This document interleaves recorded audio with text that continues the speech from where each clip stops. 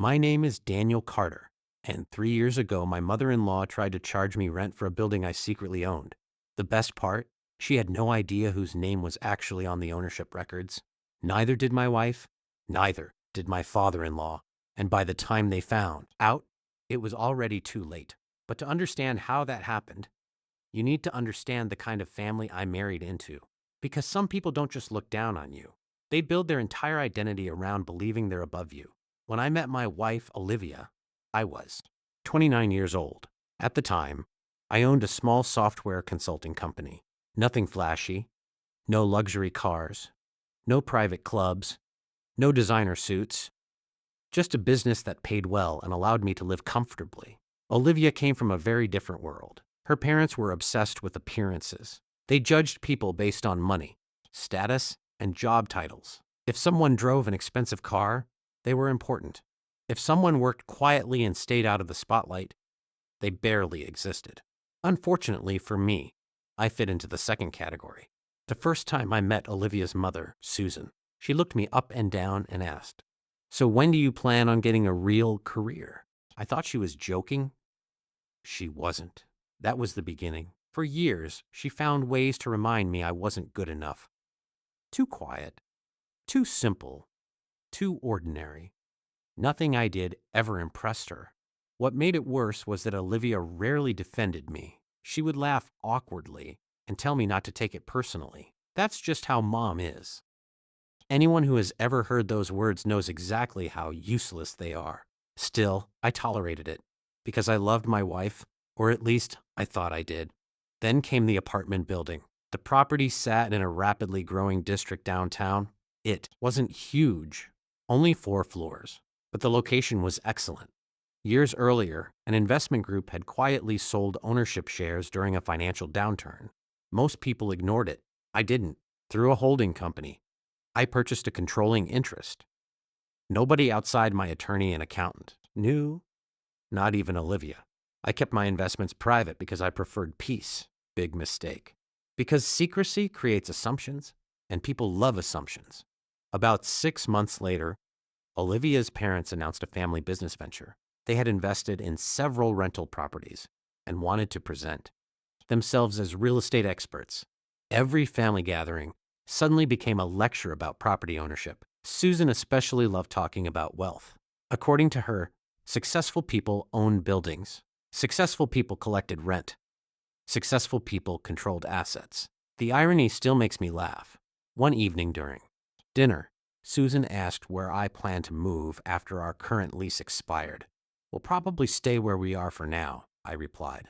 She smiled, a dangerous smile, the kind that usually meant trouble. "You know," she said, "I might have an opportunity for you." I already regretted asking, "What kind of opportunity?" She leaned back proudly. "The downtown apartment building." I almost choked on my drink. The downtown apartment building. My building. The one she had absolutely nothing to do with. I stayed quiet. Curious? Very curious. Susan continued talking. Apparently, she had convinced herself that her real estate experience gave her authority over the property. She claimed she had connections, influence, management arrangements, all nonsense, but she believed it. And worse, everyone around the table believed it too. Then she delivered the punchline, "If you want one of the units, I'll arrange it." Olivia smiled. "That would be amazing." Susan nodded. "I'll even give family pricing." Family pricing? For my own building. At that point, I wanted to laugh. Instead, I simply asked, "How much?" She named a monthly amount nearly 30% above market value. Even my father-in-law looked surprised. But nobody challenged her. Not yet. I decided not to reveal anything. Instead, I wanted to see how far this would go. The answer shocked me. Over the following weeks, Susan became increasingly confident.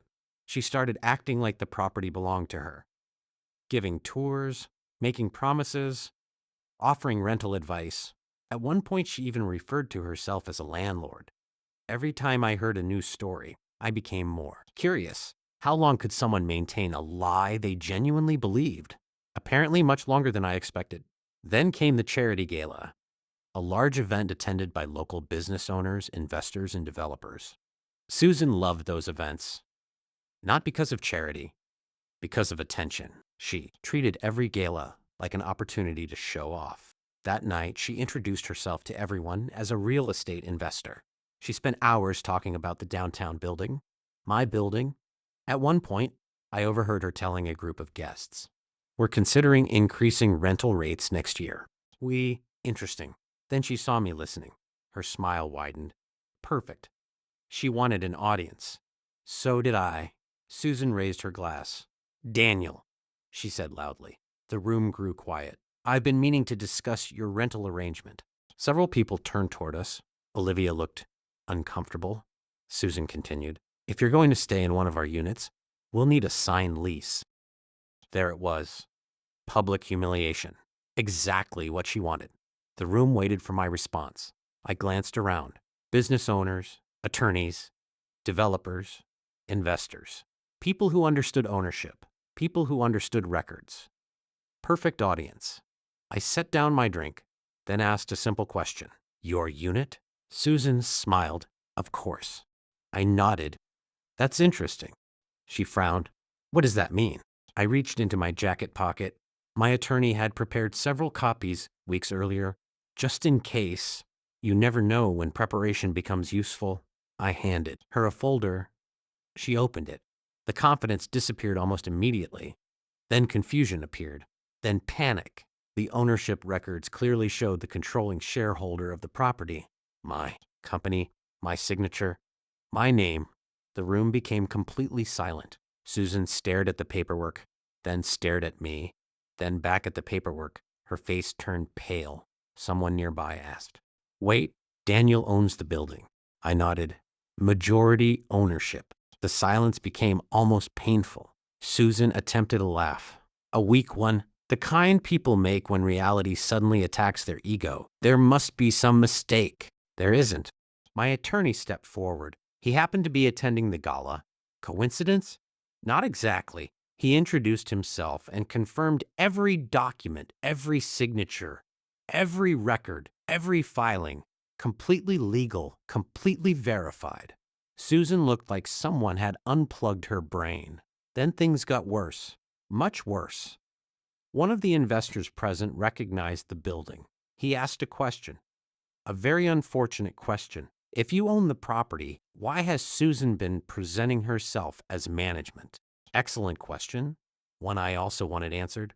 The following investigation uncovered something fascinating. For months, Susan had been using her supposed connection to the building to impress people, potential investors, business contacts, friends, family.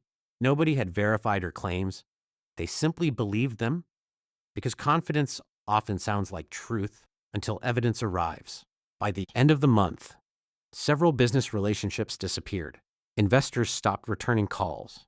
People who once praised Susan suddenly avoided her. The damage wasn't financial, it was reputational. And for someone obsessed with status, that hurt far more. Unfortunately, the story didn't end there, because once the illusion collapsed, other truths emerged. Olivia wasn't innocent, far from it. During counseling sessions, she admitted she had known her mother exaggerated stories for years. She simply found it easier to stay quiet. That confession changed everything, because silence isn't neutrality. Silence is often participation. I began questioning other things, other moments, other excuses. The more I looked, the more I realized I had spent years defending behavior that should never have been defended. 3 months later, I filed for divorce. Not because of the building, because of what the building revealed. Character, honesty, integrity, or the lack of it. The divorce itself was simple, no dramatic courtroom battle, no screaming, no revenge, just paperwork and clarity. Today, the building is still mine. The investment continues performing well. New tenants move in every year. Life goes on. Sometimes people ask whether I enjoyed exposing Susan. The answer surprises them. Not really. What I enjoyed was discovering the truth, because truth simplifies decisions. Before that night, I constantly questioned myself. After that night, I didn't have to. The evidence answered every question. My mother-in-law tried charging me rent for my own building. She believed I was too ordinary to notice, too quiet to respond, too insignificant to challenge her. Instead, I handed her the ownership records. And in less than 5 minutes, the entire story she had spent years building collapsed in front of everyone. Not because I argued, not because I shouted, because facts don't need help. They simply need to be revealed. And once they are, there's nowhere left to hide.